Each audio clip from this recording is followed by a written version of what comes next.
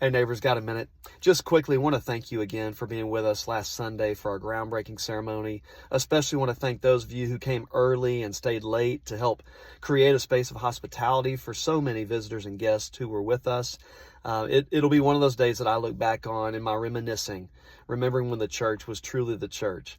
For those of you wondering, in the next handful of weeks, we should begin seeing real dirt turning as construction gets underway. So get excited about that and be safe around the campus while the guys are working.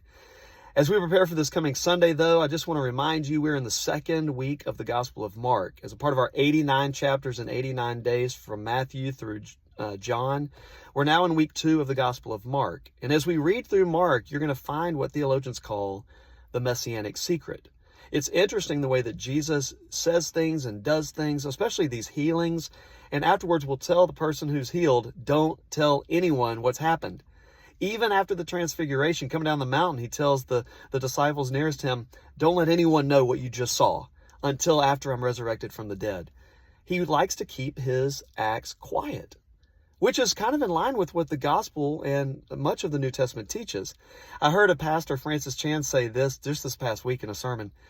Isn't it interesting that the Bible teaches that we should confess our sins one to another and keep our acts of righteousness private and quiet?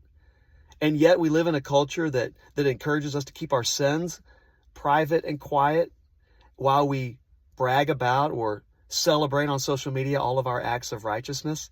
It was just an interesting take that he had in that sermon. But it is something that I think maybe we should pay attention to. So, as we prepare for this coming Sunday, make sure you've read chapters 8 through 14. We'll gather for worship at 9 and 11 this coming Sunday, and we've got a seat saved for you, so plan to be there. See you then.